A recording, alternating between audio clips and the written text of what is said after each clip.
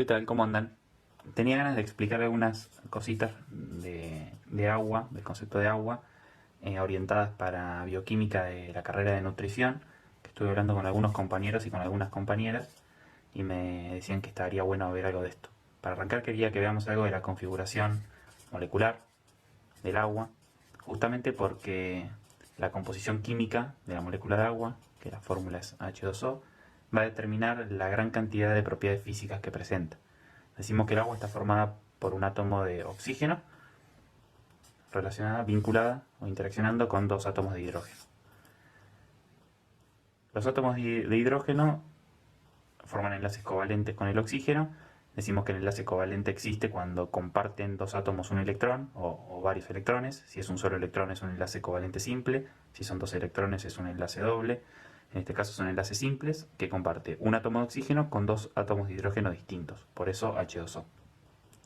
Recuerden que existe una regla, que es la regla del octeto, que plantea que los átomos tienden a adoptar estructuras más estables, completando una cantidad de 8 electrones en su último orbital, que es la cantidad que tienen los gases nobles, que eso le determina una estabilidad muy fuerte dentro de la molécula, ¿sí? El oxígeno tiene 6 electrones, al compartir un electrón con un hidrógeno y un electrón con otro hidrógeno, presenta 8 electrones en su último orbital y por ende tiene una estructura muy estable. Pero ojo que no decimos que el hidrógeno le cede el electrón al oxígeno, sino que lo comparten. Quiere decir que el electrón va a estar girando entre el hidrógeno y el oxígeno. ¿Bien? Pero hay una característica que tiene el oxígeno que es su elevada electronegatividad. La elevada electronegatividad del oxígeno determina que el tiempo que permanece el electrón rodeando al átomo de oxígeno es mayor que el que presenta o el tiempo que pasa el electrón rodeando al átomo de hidrógeno, ¿sí? Decimos que está un poquito más de tiempo rodeando el oxígeno que rodeando al hidrógeno. Eso determina justamente una densidad de cargas. Decimos que el oxígeno tiene una densidad de carga negativa en relación a los átomos de hidrógeno que tienen una densidad de carga positiva. Bien, no es que tienen cargas distintas. La carga de la molécula es de cero, es una molécula neutra. Pero justamente como el electrón permanece una mayor cantidad de tiempo rodeando al oxígeno, decimos que presenta una densidad de carga negativa alrededor del átomo de oxígeno y una densidad de carga positiva alrededor del átomo de hidrógeno. Esto lo que va a determinar es la capacidad de formar puentes de hidrógeno, ¿sí? Si yo, por ejemplo, dibujo otra molécula de agua acá, vamos a ver que si decimos que acá hay una densidad de carga negativa y acá una densidad de carga positiva, se van a formar puentes de hidrógeno entre las moléculas, ¿sí? El puente de hidrógeno es un tipo de unión débil, ¿sí? Si nosotros medimos la energía que existe en este enlace, en el enlace del puente de hidrógeno, es muy inferior a la energía que existe en un enlace covalente. Pero si nosotros, por ejemplo, tenemos un vaso de agua, tenemos tantas moléculas de agua que van a estar interaccionando entre sí, que la cantidad de enlaces que existen entre las moléculas de agua va a determinar que estos puentes de hidrógeno le den una cohesión muy importante a las moléculas, ¿sí? Que le dé una estabilidad muy importante a las moléculas de agua entre sí. Perfecto. Y ahora sí podemos hablar entonces de qué propiedades existen o qué propiedades físicas presenta el agua. Una de esas propiedades es la tensión superficial. La tensión superficial decimos que es la energía que necesitamos para aumentar la superficie del líquido en una unidad de área. Sí que es un concepto muy complejo en realidad, porque involucra varios conocimientos de física.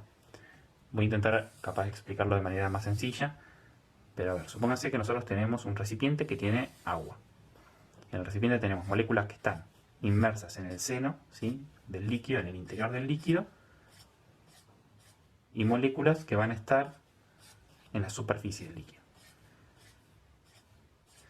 Las moléculas que están inmersas en el seno del líquido van a formar puentes de hidrógeno e interacciones entre sí, en todas las direcciones. Bien. En cambio, las moléculas que se encuentran en la superficie van a formar interacciones con las moléculas que tienen al lado y van a formar algunas interacciones con las moléculas que se encuentran por debajo. Bien. Ahora, ¿qué es lo que ocurre? Lo que ocurre es que estas interacciones, al estar direccionadas de manera opuesta y tener la misma magnitud, porque la energía que presenta un puente de hidrógeno es la misma, ¿sí? Si comparamos dos puentes de hidrógeno entre sí, como estas fuerzas están orientadas en sentido opuesto, decimos que se cancelan, por decirlo así, ¿sí? Entonces la fuerza neta que existe alrededor de la molécula de agua es una fuerza neta de cero. La fuerza neta es de cero. ¿Por qué? Porque se cancelan las interacciones que le dan cohesión al agua entre sí. Entonces, por más que estas fuerzas existen, por supuesto, no tienen una dirección determinada. Bien. Ahora, ¿qué es lo que ocurre con las moléculas de la superficie? En la superficie no pueden formar interacciones de puente de hidrógeno con moléculas que estén por encima porque estas moléculas no existen. Arriba de estas moléculas tenemos aire, tenemos moléculas de oxígeno, moléculas de nitrógeno, pero no tenemos moléculas de agua. Entonces no se van a formar puentes de hidrógeno. Pero sí vamos a tener interacciones orientadas hacia el seno del líquido. Bien, esto lo que determina es una fuerza neta orientada hacia el interior del líquido. Y como toda fuerza tiene una dirección que podemos definirla como una acción, y toda fuerza que tenga una acción tiene una reacción, ¿sí? Entonces esto es lo que determina de alguna manera que exista una contracción de la superficie del líquido y una resistencia a la ruptura, ¿sí? Decimos, nosotros por ejemplo si apoyamos una hoja de afeitar o una hoja de un árbol, va a permanecer suspendida en la superficie del líquido. Eso justamente por esta relación, porque hay una fuerza neta de las moléculas de agua de la superficie orientada hacia el interior del líquido que va a tener una reacción que va a permitir esta resistencia a la ruptura de esta superficie, esta capa elástica, entre comillas. ¿Sí? Este es un concepto que está bueno que conozcan. Bueno, eso por un lado.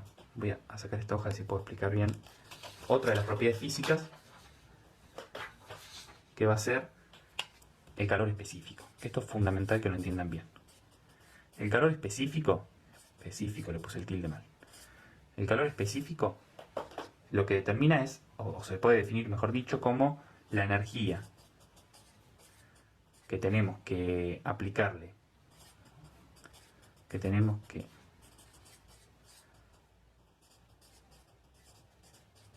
a cierta cantidad de materia, vamos a poner, en realidad es 1 gramo de agua, para aumentar 1 grado centígrado su temperatura. Bien, eso es la definición de calor específico. Ahora, la característica del agua es que tiene un elevado calor específico, ¿sí? ¿Por qué es esto? Justamente esto se debe a que las moléculas de agua tienen interacciones entre sí, que son los puentes de hidrógeno que veníamos viendo recién. Y estos puentes de hidrógeno, al existir en una gran cantidad, por más de que sean interacciones débiles, al existir en una gran cantidad dentro de cierto volumen de líquido, van a determinar que para poder romper estas interacciones y por ende aumentar la energía cinética de las moléculas y por ende aumentar la temperatura, yo tengo que aplicar una gran cantidad de calor, ¿sí? Yo tengo que aplicar mucho calor para poder romper estas interacciones que son los puentes de hidrógeno y de esta manera aumentar la energía cinética de las moléculas, que es directamente proporcional a la temperatura del líquido.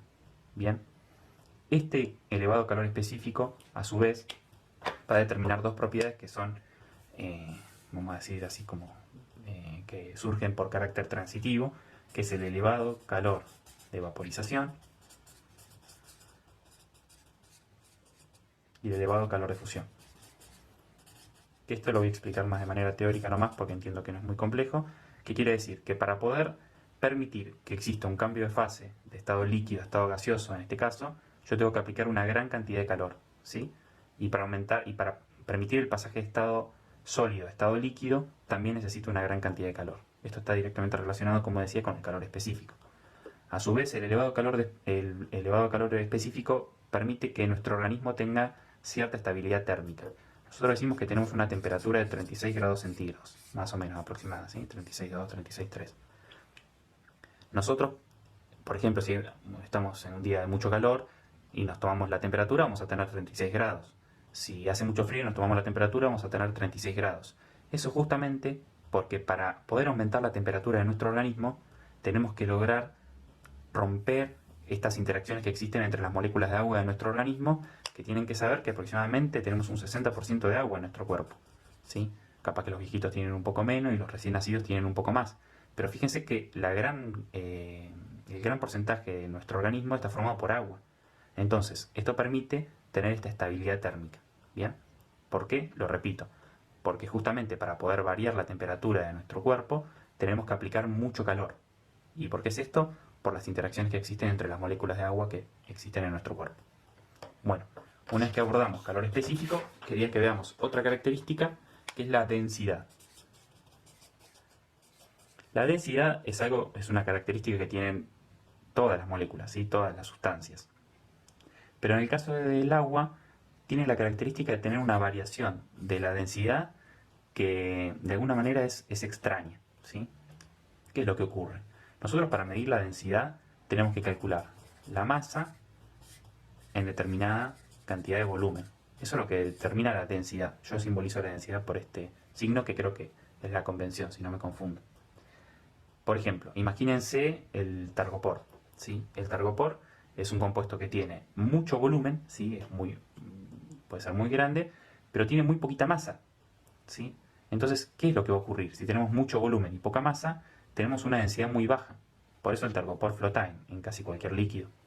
Si en cambio vemos la densidad o intentamos estudiar la densidad de un metal, de una pelotita de plomo, es muy poco volumen con una gran cantidad de masa. Entonces va a tener una densidad muy alta. ¿Bien? Esta relación está buena. Está bueno que entiendan la densidad estudiando esta relación, porque les va a permitir entender con más facilidad esto que les planteo de la variación de la densidad del agua en las distintas temperaturas. Supónganse que tenemos 0 grados centígrados, 4 grados centígrados, 10 grados centígrados, 20 grados centígrados, 30 grados centígrados. Y acá tenemos la densidad, ¿sí? Este gráfico lo que representa es la variación de la densidad en función de la temperatura. Nosotros, a medida que aumentamos la temperatura de cualquier sustancia, aumenta la dispersión de las moléculas, ¿sí? Si nosotros tenemos un recipiente con agua y tiene una temperatura de 30 grados, decimos que la energía cinética de las moléculas es bastante alta y que van a estar en constante movimiento y tendiendo a dispersarse, tendiendo a separarse, ¿sí? Esto lo que hace es que aumente un poquito el volumen del recipiente, ¿sí? Si aumenta el volumen, si aumenta el denominador, baja la densidad, ¿sí? Recuerden que esto es, supónganse que tenemos un medio, esto es 0,5. Si aumentamos el denominador y ponemos un décimo, esto es 0,1, ¿sí? A medida que aumenta el denominador, disminuye el resultado. Bueno, esto es lo que ocurre cuando tenemos una alta temperatura, ¿sí? Va a aumentar la dispersión de las moléculas, va a aumentar el volumen, y al aumentar el volumen disminuye la densidad. Entonces tenemos esta densidad. A medida que yo bajo la temperatura del líquido, las moléculas tienden a acercarse entre sí, ¿sí? Porque justamente disminuye la energía cinética de las moléculas. Y si tienden a acercarse, tiende a disminuir el volumen. Si baja el volumen, si yo bajo el denominador, aumenta el resultado, ¿sí? Entonces voy a ir viendo que a medida que yo aumento, que bajo la temperatura, aumenta la densidad. A medida que bajo la temperatura, aumenta la densidad del líquido. ¿Bien? Esto es justamente porque ocurre una contracción del volumen.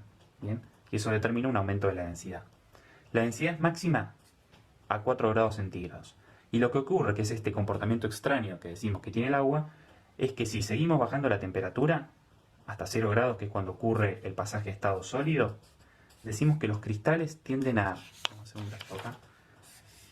Venían acercándose las moléculas de agua y cuando pasan a estado sólido ocurre una separación de las moléculas para poder formar los puentes de hidrógeno. ¿Sí? Adopta una estructura cristalina.